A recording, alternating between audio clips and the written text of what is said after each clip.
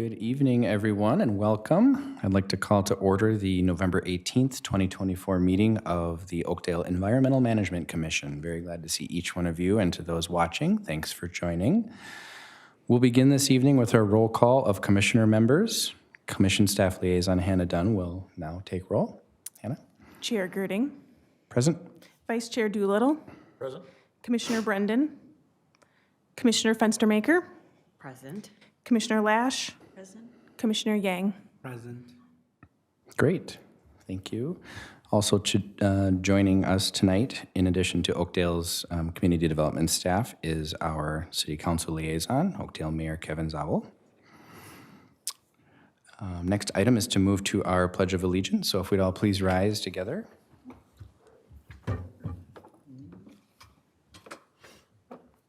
I pledge allegiance to the flag of the United States of America and to the republic for which it stands, one nation, under God, indivisible, with liberty and justice for all.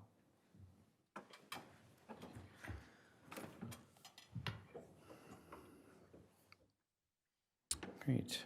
Moving towards approval of tonight's agenda, everyone received a copy prior to the meeting.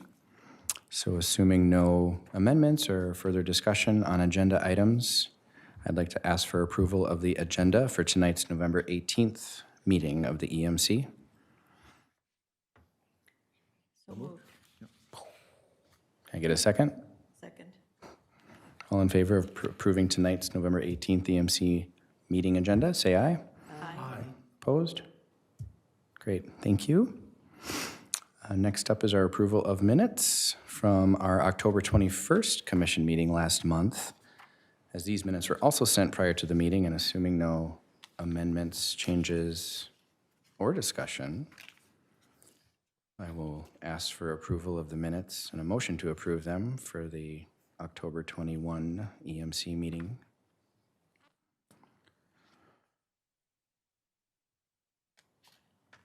So moved. Can I get a second? Second. Thank you. All in favor of approving the October 2024, EMC meeting minutes, say aye. Aye. Opposed? Great, thank you. We will now move to the public and open forum time of our agenda and invite any community members present to join this space at the podium and the microphone.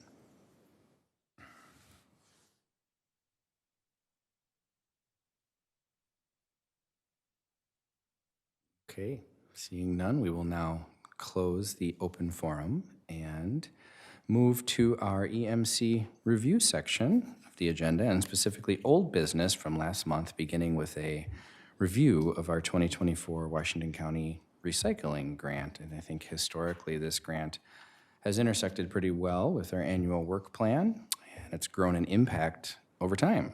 We were all kind of sent a status report and a memo prior to the meeting, so I'll invite Hannah to walk us through this. Yes, No? thank you.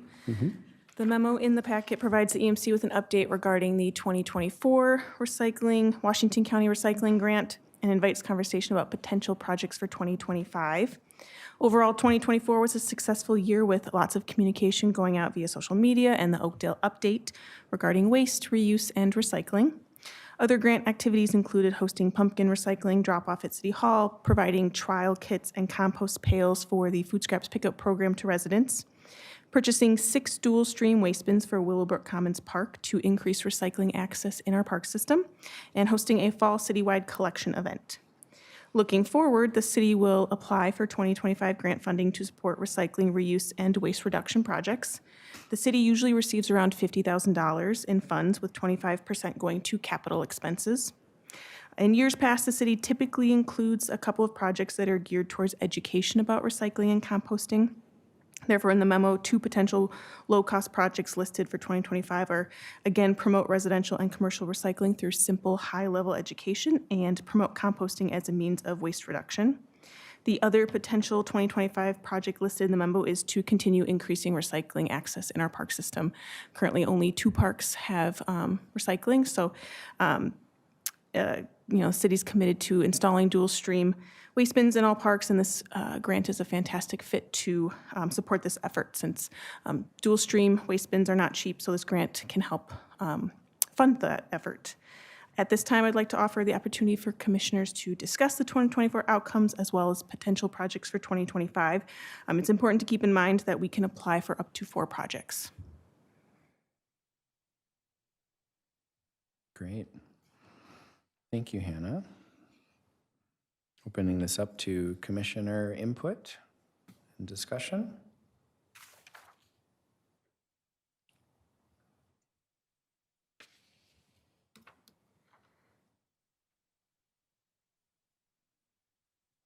And that's an open call for 2024 outcomes or 2025 ideas. Can I ask a question about the collection event? I know we hadn't had one, at least not in the last year when we did one this year. What's the thought of having one every year versus waiting? Because if you put it in the plan and you get the money, does that cover having it, the cost of having it? So is that, no-brainer? Yep, so the project team that worked on the fall cleanup event still has yet to go to the city council to report out the outcomes. And I think then we'll get further direction about whether we'll continue doing that. I mean, that would be an easy one, I think, if they would, if there's positive feedback. Yeah.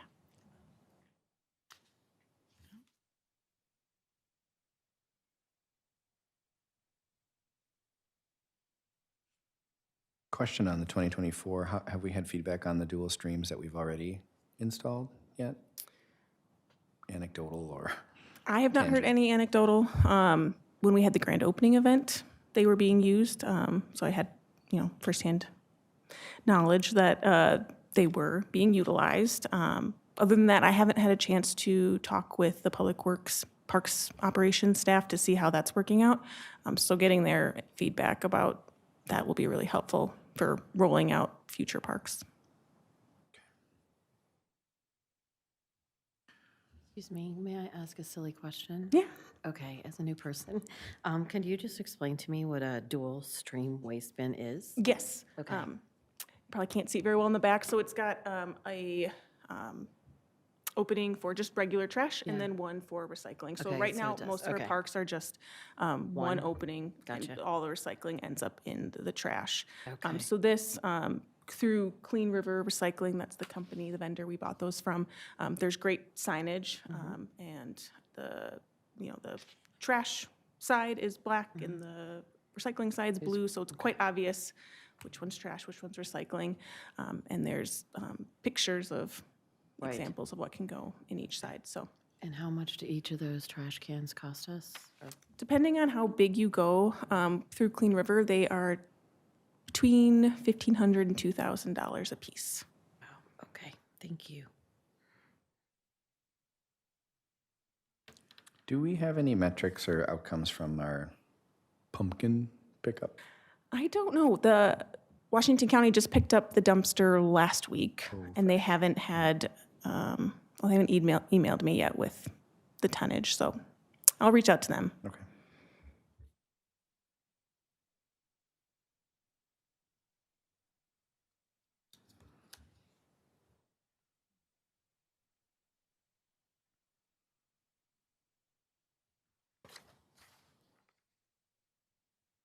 We've got time before the application's due, so over the next couple months when we don't have meetings, if things pop up, always free to email me.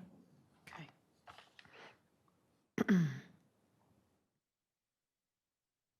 Other comments on the grant, prospect of, or what has been done? I guess the only thing I would suggest is not reinventing the wheel. Do you have access to what the other communities are submitting? So you can read theirs and say, oh, that's a great idea. We should do that too. I mean, We have quarterly recycling coordinator meetings for the Washington County communities, so I know other communities, I don't know if they have a recycling and reuse specific newsletter, but I know that they use some of the money to have their printed newsletter.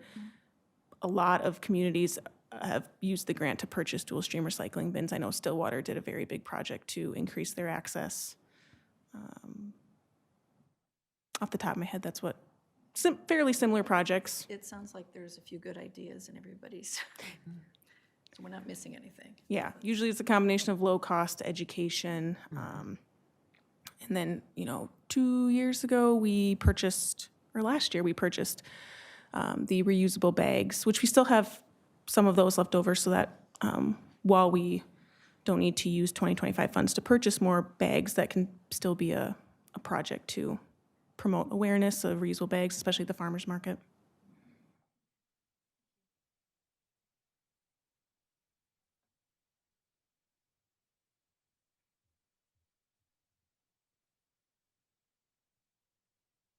Okay, well, as Hannah has invited, we can process this and send more ideas as we think more critically about what our impact and outcomes are going to be for next year. But it's been a really successful grant and fairly, I would say, stable over time from what we know.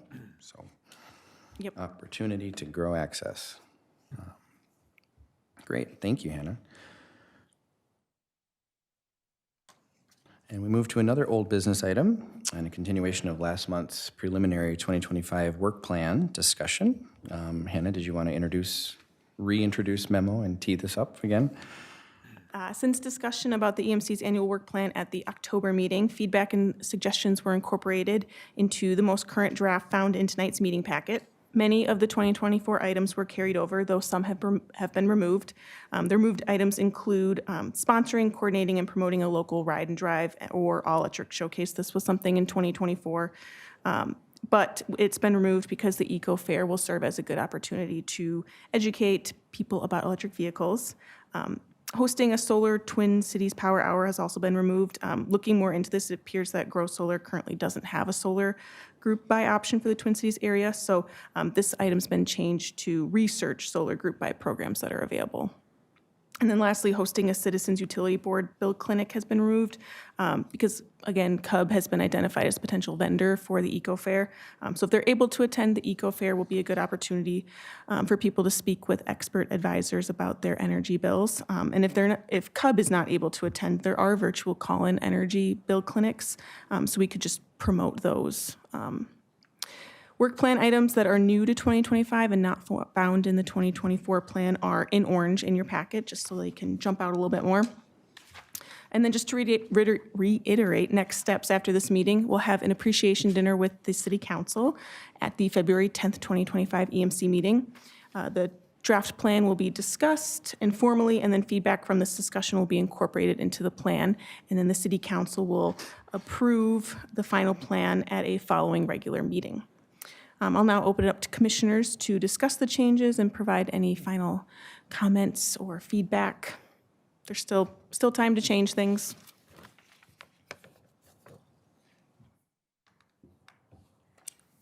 Thank you for that overview. Yes. Commissioners? Comments? This has to do with the 2024 plan, but do we have any data on how the home energy squad rebates went?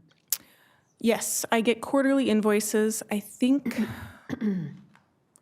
there's still lots of rebates and money left, so we really got to push promotion on that and encourage people to sign up. I think maybe a quarter of potential visits, rebates have been used. Okay. I think it was 1,500 last month commented, wasn't it, that had been used? It was, I think, 25 or just under 1,000 of our dedicated budget to it had been used. And the total budget was 5,000? Correct. Okay. 5,000. So I think depending on which visit they got, 'cause one cost a little bit more, we could get around 100 households to utilize the rebate. So we're sitting at about a quarter.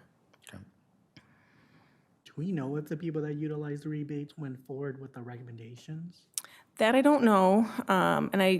When we had talked with Home Energy, they are able to give us some data, though it's very aggregated, so that there's not personal information being shared. I'll have to reach out to them and see if they've got some data that shows, 10% of the households that utilized the rebate went forward with an energy improvement project. So I'll reach out to them and see what sort of information we can find out. So does the grant money for that program end on December 31st? When we executed the contract, I believe it was a 2-year contract. It was either when that date, 2 years from when we signed it at some point in 2024, or the 5,000 runs out. Whatever comes sooner is when. So there's another year at least. Okay.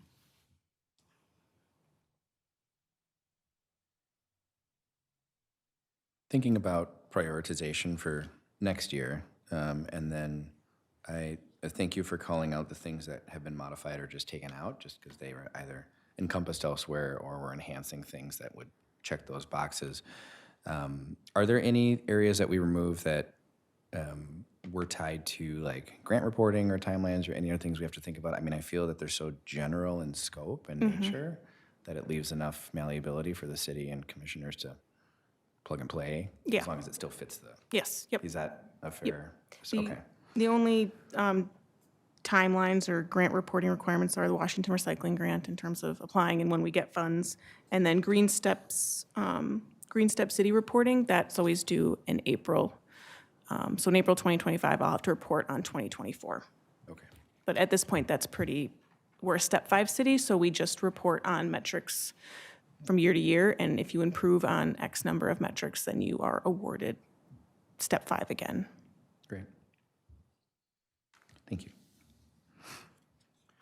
What's the, for the additional items for consideration, are those, that section wouldn't be part of the plan, right? It would be either we decide to put them in or not put them in at all, correct? Correct, yep. So we put these in, and these will be good conversation topics with the city council at the appreciation dinner about how these fit into either the 2025 plan or future plans. They're really important big things that we'll just need to kind of have a bit more of a game plan. So that's why they didn't get included in 2025, because they're a larger lift that we need to make sure we have buy-in and support for.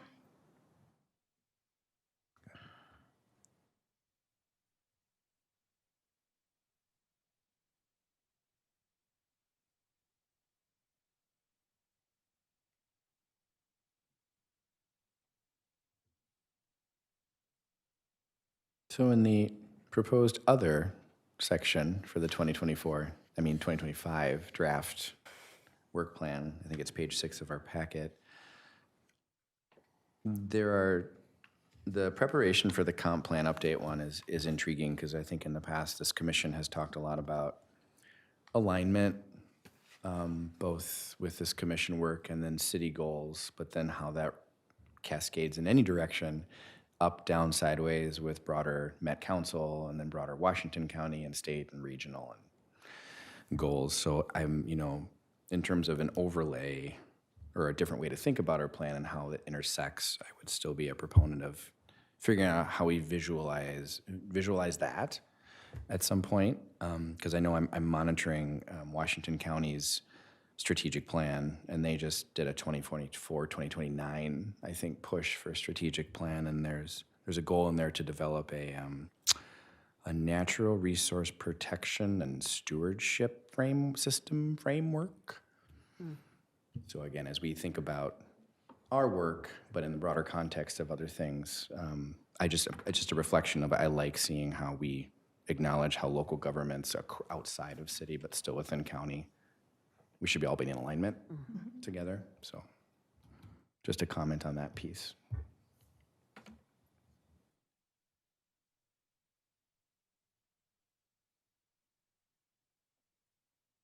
Another question, will there be time to incorporate any early or preliminary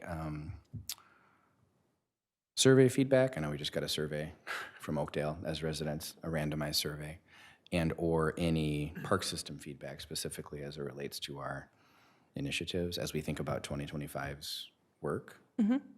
Yeah, we can certainly, the EMC will be kept in the loop on the park system plan. The community survey is outside of my scope, so I'm not quite sure the timeline on that or when feedback comes out or how that gets reported.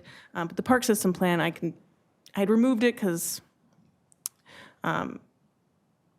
early 2025 is when that'll be wrapping up, but you'll be kept in the loop as to when draft plans. So I can add that back in as an early 2025 thing to think about park system plan, natural resource parks.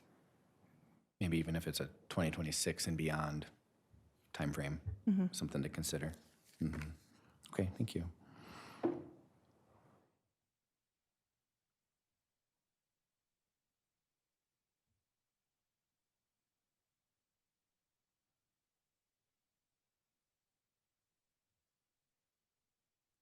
Another thing that came to mind is in terms of just general city purchasing, does the city have a policy that is lensed with environmental impact in terms of making purchasing decisions for the city as we think about how to think about purchasing things with an environmental impact?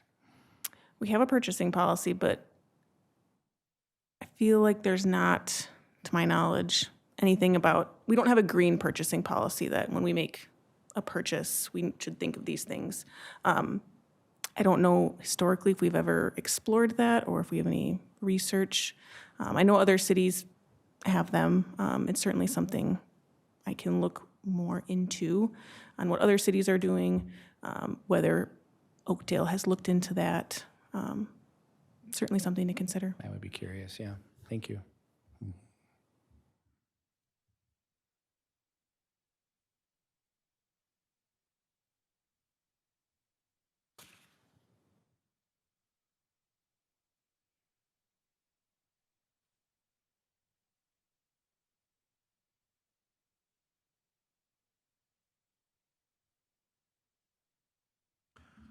So remind me of the timeline of how this gets finalized again?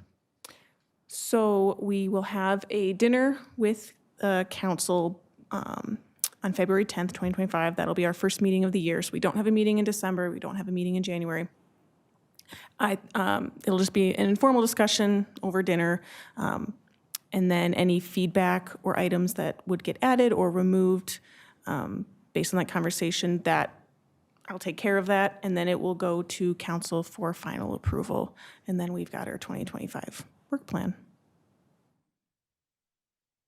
So by end of February, City Council will have approved the work plan.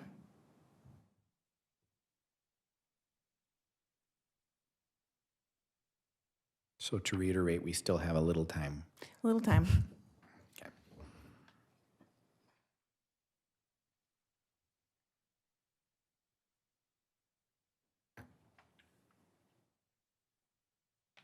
If we come up with new ideas, do we just submit them to you, or do I submit them to the whole group and you? You can submit them to me. Okay. And then any changes that get incorporated, I will then email out to the full group. Okay, thank you.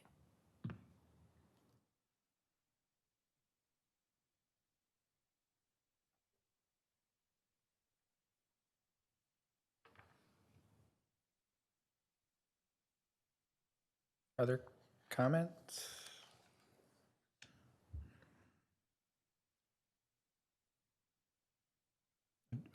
Just one more, actually. I actually think that this is a good list, and it's a great template, and I don't imagine will change very much. But as I think about the different areas of the environment that this focuses on, it hits a lot of things. But and I'm not sure how much we want to put in here. I know we have other commissions like planning and parks and so forth, but there's not very much on green space or tree cover kinds of things. And I was wondering if I guess entertain the discussion with anyone if we want to contemplate some sort of an item on our work plan that deals with that aspect. Well, there's a tree board, and I'm not sure where they start and other people end and how they fit. So, you know, Hannah? Yeah, and like I say, Planning Commission, I'm sure they have rules about what can be parking lot versus Well, hopefully, yes. and all that stuff, but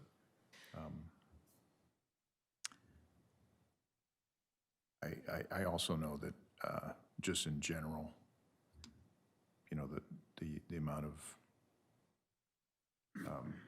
green versus hardscape is central to a lot of, you know, environmental aspects of our community and so forth. So I just wanted to mention it as something that we may want to consider some sort of a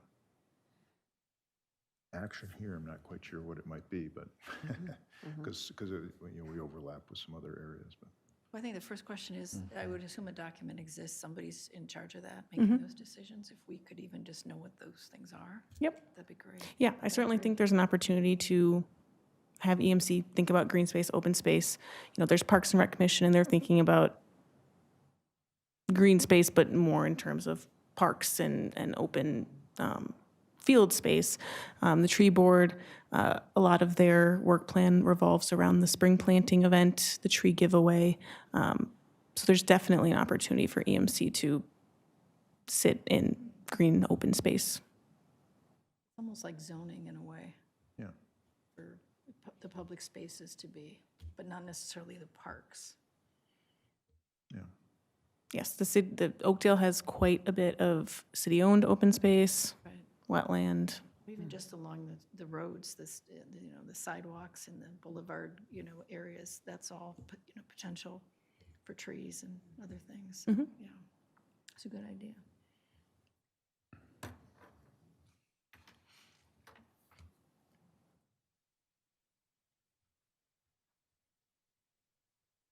Any other comments?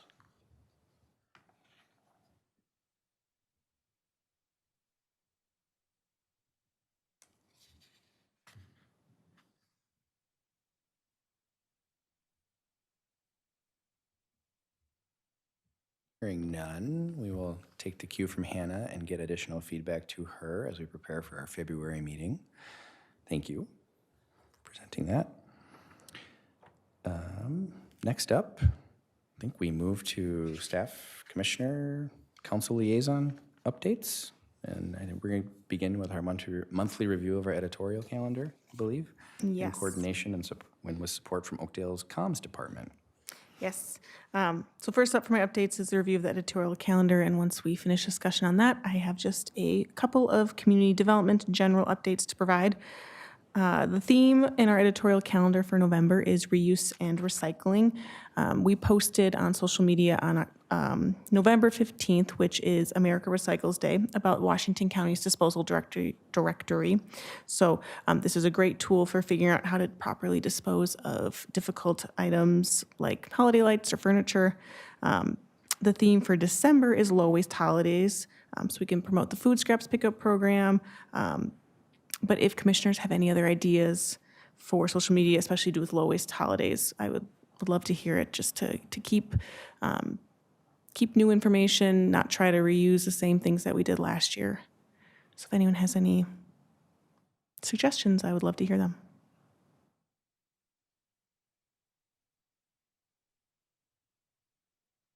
One thing that maybe it's more of an information sharing kind of a thing that we could position in a website or our newsletter or something, but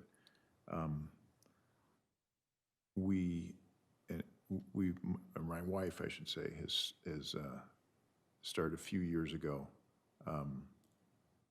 trying not to use any wrapping paper and, you know, these reusable containers that we have to find a place for in the basement, but they're actually kind of cool. And I don't know, maybe there's already some kind of thing in some of the communication we send out to just households and whatnot, but it actually works pretty well. And, you know, having been the guy to bring the bags of discarded wrapping paper and stuff out to the trash for many years, it makes a pretty significant difference. So what did you say you used, your wife uses? Well, Are they the bags? no, these are We have bags, but she has these Okay. boxes, so they're like nesting. So you have, like a box like this will have, 7 different ones in it, and they're each a little bit smaller. And they're hard, and they're just, you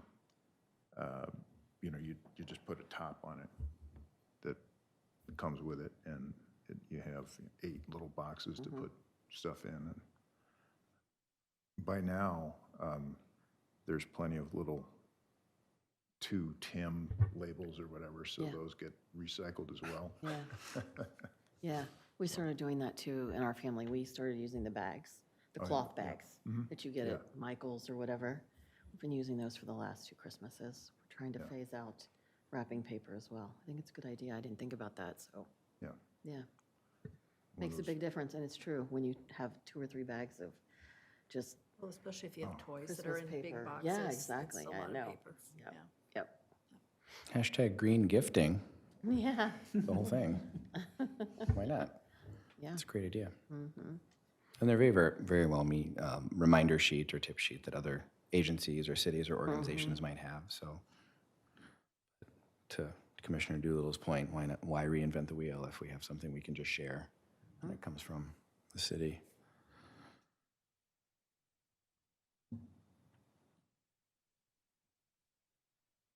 Green gifting. I'm gonna use that. Any other ideas?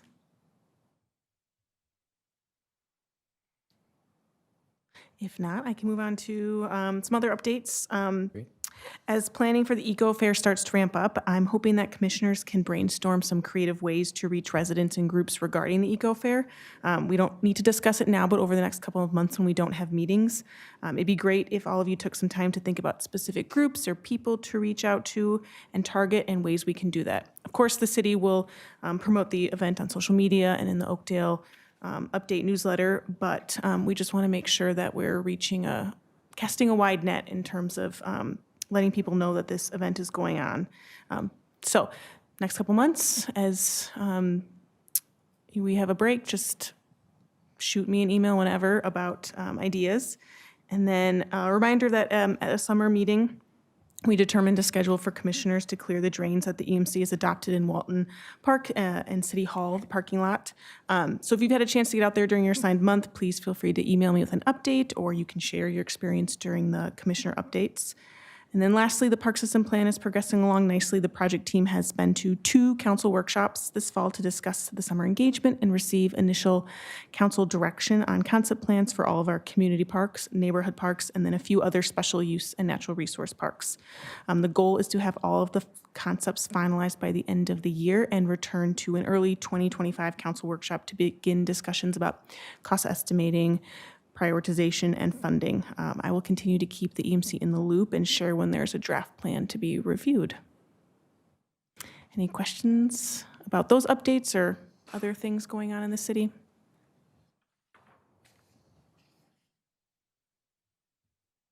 I don't think so. Thank you. Commissioner updates. I just have one. I am drains for November, and I went the day before Election Day, so Monday. And I mentioned before the meeting started that I cleaned the drains, but my only question was when the leaves were going to be picked up by the city folks, because it's the parking area, because any leaves in the entire parking area end up next to one of the drains once it rains or the wind blows. So I picked up a lot of stuff, but that was my only question, is kind of what was the schedule? If somebody was going to come and do it anyway, or should I go around the whole zone?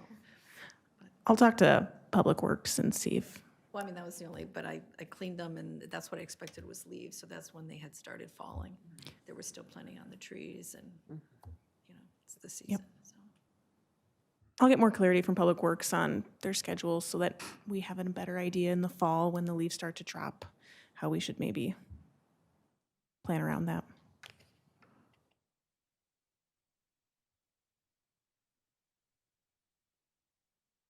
The good news was there wasn't trash, though, or organic material, so that was very, very nice to see, yeah. No kidding. Yeah. I brought several buckets anticipating, paper and plastic and then natural stuff, and that didn't occur, so that was good. That was good.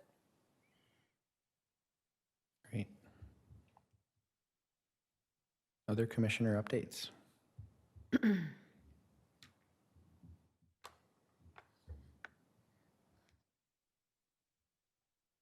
Hearing none, we can move to the last update section of our meeting agenda, and we'd like to invite EMC's City Council Liaison, Mayor Zabel, to present. The floor is yours, Mr. Mayor. Good evening, everybody. Whoops. There we go. First and foremost, welcome, Laura. Oh, thank you. We are very happy to have you here on the EMC. One seat away from being full strength, which is our goal. We want to get that last chair filled. So, as we all know, the EMC has a lot of work coming up, and currently and coming up, and so having a full board would be a great thing to have. So, if anybody knows of anybody that would be interested in serving, that chair on the end, it's open. So please feel free to make recommendations.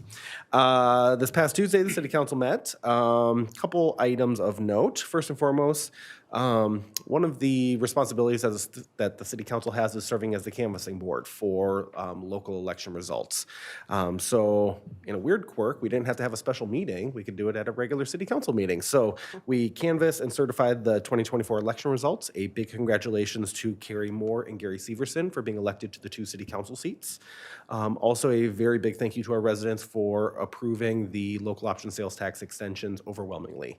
I think one passed with 68% and the other one 71%. So those 2 authorizations from our voters will help close the funding gap on the 2 capital building projects that we have going on and coming up. So that is definitely a big sigh of relief to get those. Also, we promise no more sales tax questions. So we are done for at least the next 25 years. It's not going back on the ballot. So that is a good thing as well. The other thing of note, at our City Council meeting on Tuesday, the city had signed the development agreement for the Tanners Lake parcels. You may remember it was the old Toby's and Blackie site, as well as Harmon Auto Glass. The city acquired them in 2008, 2009, 2010, kind of around there, and we've been sitting on them. We haven't been able to get them developed for 14 years. We have found a tremendous developer who will be turning it into townhomes and apartments. We are very excited for that. There will also be public amenities, a boardwalk along the lake, some shoreline restoration, and a boathouse. That'll be a rentable gathering space for residents. So that project is moving forward. It's a bit of a unique one that it involves the City Economic Development Authority, which is also the City Council, the city, and then a private developer, so kind of a 3-way agreement, but we're keeping our lawyers busy working through all those contracts. So we hope to keep that moving forward. The developer has indicated they wouldn't mind breaking ground on it yet this fall if weather cooperates, so we will see, but if not then, definitely in the spring. 2 City Council meetings left this year, hard to believe, but just 2 meetings to go, but we will be busy. Left on our to-do list for the year, adopting the property tax levy and finalizing our 2025 budget. If anybody got their mail today, your property tax estimate, I guess, was in there. That estimate is created using the preliminary levy the City Council had to set back in September. We are pleased to report that we have been able to trim that down a little bit further. But overall, we'll be looking at a 5.9% tax levy increase pending adoption by the City Council in December. But if you also turn it over and look at it on the backside, we are a lot lower than our neighboring cities. We honestly believe that that's for many reasons, but the city's emphasis on paying down our debt service paid will be dropping again next year, which is good. So that just frees up the pressure on the property tax levy by not having to pay interest on the credit card as much. So that is something we are incredibly proud of. I think it's the 4th straight year that our debt annually is dropping. So lots of good things happening there. Our Truth in Taxation meeting or hearing will be on December 10th. So if any residents have any questions about our budget, please feel free to attend then. It starts at 7 p.m., I believe. Yeah, it used to be 6 p.m., and I think we bumped that back. So if I have that wrong, I'm sure there'll be a Facebook post to correct that later. But it's just a great opportunity. Our finance director does a lengthy presentation of everything that's in our budget. We open up the floor to any residents or any attendees to ask any questions. And our staff does a really nice job breaking down where every dollar of our property taxes paid goes. So in full transparency, we want our residents to know what their money is going towards. So December 10th, great opportunity to come and check out that presentation. That's it. That's all I got. A lot going on, but I am happy to answer any questions you may have. Quick question about the development, South Oakdale by Tanner's. Yes. And I can't quite recall, for those of us that were on the bus tour, I've already forgotten. Can you remind us, like, what kind of environmental things you're talking about, at least with developers? Well, Or is it too soon? so stepping back, I mean, we know a lot of the environmental issues that site has had, just being a crumbling asphalt parking lot. So we're pleased to get that all, I don't want to say fixed up, because they're not fixing the parking lot, but getting that, impervious surface removed, limiting stormwater runoff into the lake. That's obviously a big area of focus. And a lot of the shoreline restoration is pretty important work. So the city adopted a shoreline ordinance, I think 2 years ago, in partnership with the DNR, to really set some firm parameters around how adjacent property owners interact with the shoreline, how the government or how the city government regulates access with that shoreline. So a lot of that will help with water quality in Tanner's Lake. Awesome. Okay, thank you. Any other questions? And is there any, where's the plan listed? Is it on the city website For the development? for the development itself? Yes. So at I think 2 meetings ago, the city council approved 2 site plans for different building layouts, configuration, heights, et cetera. The big difference there was just site access. So there was some negotiation still going on for the developer to get access to certain parcels of the site. So the city adopted 2 site plans to give them flexibility depending on what happens, and wouldn't have to wait for another city council meeting to come back and get that approved.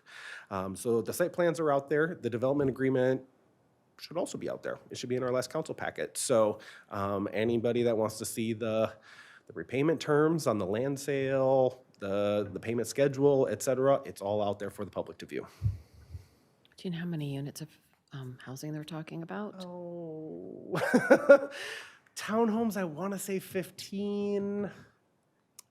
I will get back to you. I don't want to just pull a number out of thin air, partially because we have a lot of buildings going up and I don't want to pick the wrong one. So for some reason, 128 sticking my head. Hannah's nodding. That sounds right. It does? Yeah, we will get you that number. Okay. Absolutely. Yep. Any other questions? For that development, has there been any talks between the city and the developer about any environmental friendly development also, like electric charging vehicle? So within the city spaces? code, there are parameters around putting in EV stations, et cetera. The city, I don't believe requires it, but we do have the zoning parameters in there if a developer chooses to do so. So that was something that the Planning Commission tackled a few years ago, just to create that framework to allow developers to do it in terms of complying with the building code, et cetera. So the pieces are in place if the developer chooses to do that. But the city, as far as I know, does not require it. Any other questions? Can I just ask you one other question about the Absolutely. development? So I'm visualizing it, and you said it's the Toby's on the lake, right? Right? That side? All Is of it the like parcels. Denny's? Yep. Am I on the right side? You are. You're on Yep. the Okay, okay. Yep. So Lakeview Terrace condos, the red brick building along the water, it'll Yeah. be just to the west of that, in the asphalt parking lot there. And then it actually extends down to the south more along the lake. So between the condos and I believe it's the live-in hotel. Okay. There's parcels there Okay. too. So Yep. it's a very odd shaped parcel, and it was actually, I think, 3 or 4 parcels originally that are being conjoined together for this project. Is that why, I don't know, is that why it took so long to maybe have an interest in that A lot of location? quirks. A lot of There's reasons? there's a lot Okay. of quirks there. So Okay. there's a sewer main that runs right through the heart of it. That was always going to have to be relocated. That was a cost. In my time in city government, we've had hotels, medical office space, a wide variety of projects come in and inquire about it, start going through the process. It's never come to fruition. There was actually one parcel there that was still privately owned that the city did not own. So that complicated it further. Whatever developer would come in would have to acquire that parcel as well. Yeah, so a lot of quirks. And then being on the lake, just the water table. So, typically a developer would be looking at, substantial underground parking, et cetera. That's a challenge there being next to the lake. So just a lot of quirks that had to be accommodated in order to make it feasible, but the developers got there. So Congratulations. we are Sounds great. very, very happy Yeah. to move that project Yeah. forward and get some taxpayer money back from the acquisition costs. So, any other questions? Wonderful. Thank you, everybody. Thank you. Thank you. And this brings us to the end of our agenda for the evening. Our next meeting of the EMC will occur on Monday, February 10th, 2025, at 7 p.m. in council chambers. If there's no further discussion, I'd like to call for a motion to adjourn tonight's November 18th meeting of Oakdale's EMC. So moved. Wait a second. Second. All in favor of adjourning tonight's meeting, say aye. Aye. Opposed? Great. Meeting is adjourned. Thanks, everyone.